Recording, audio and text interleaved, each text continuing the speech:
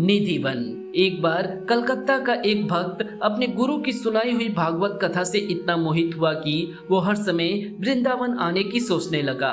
उसके गुरु उसे निधिवन के बारे में बताया करते थे और कहते थे कि आज भी भगवान यहाँ रात्रि को रास रचाने आते हैं। उस भक्त को इस बात पर विश्वास नहीं हो रहा था और एक बार उसने निश्चय किया कि वृंदावन जाऊंगा और ऐसा ही हुआ।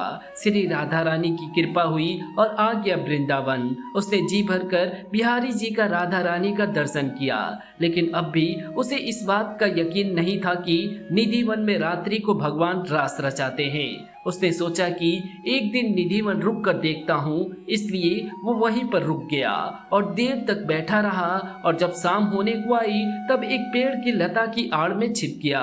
जब शाम के वक्त वहाँ के पुजारी निधिवन को खाली करवाने लगे तो उनकी नजर उस भक्त पर पड़ गई और उसे वहाँ से जाने को कहा।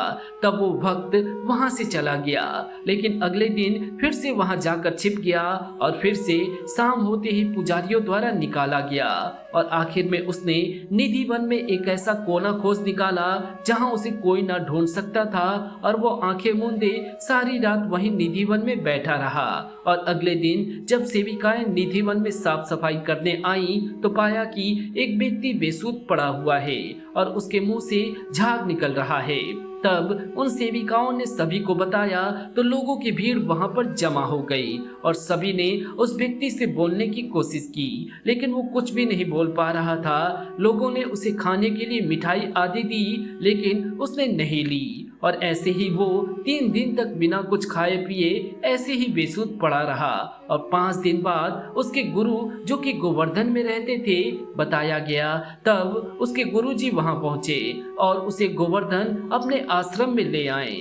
आश्रम में भी वे ऐसे ही रहा और एक दिन सुबह सुबह उस व्यक्ति ने अपने गुरुजी से लिखने के लिए कलम और कागज मांगा। गुरुजी ने ऐसा ही किया और उसे वो कलम और कागज देकर मानसी गंगा में स्नान करने चले गए। जब गुरुजी स्नान करके आश्रम में आए तो पाया कि उस भक्त ने दीवार के सहारे लगकर अपना शरीर त्याग दिया था और उस कागज पर कुछ लिखा हुआ था। उस पर लिखा था, गुरुजी, मैंने ये बात किसी को नहीं बताई, पहले सिर्फ आपको ही बताना चाहता हूँ। आप कहते थे ना कि निधिवन में आज भी भगवान रास रचाने आते हैं। मैं आपकी कही बात पर यकीन नहीं करता था, लेकिन जब मैं निधिवन में रुका तब मैंने साक्षात बांके बिहारी का राधा रानी के साथ गोपियों के साथ रास रचाते हुए दर्शन किया और अब मेरे जीने की कोई भी इच्छा नहीं है।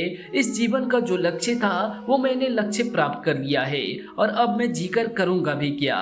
श्याम सुंदर की सुंदरता के आगे ये दुनिया वालों की सुंदरता कुछ भी नहीं है, इसलिए आपके श्री चरणों में मेरा अंतिम प्रणाम स्वीकार कीजिए। वो पत्र जो उस भक्त ने अपने गुरु के लिए लिखा था आज भी मथुरा के सरकारी संग्रहालय में रखा हुआ है और बंगाली भाषा में लिखा हुआ है। कहा जाता है कि निधिवन की सारी लताएं गोपियां हैं जो एक दूसरे की बाहों में बाहें डाले खड़ी हैं। जब रात में निधिवन में राधा रानी जी बिहारी जी के साथ रासलीला करती हैं तो वहाँ की लताएं गोपियां बन जाती है और फिर रासलीला आरंभ होती है। इस रासलीला को कोई नहीं देख सकता। दिन भर में हजारों बंदर, पक्षी, जीव जंतु निधिवन में रहते हैं, पर जैसे ही शाम होती है सब जीव जंतु बंदर अपने आप निधिवन से बाहर चले जाते हैं।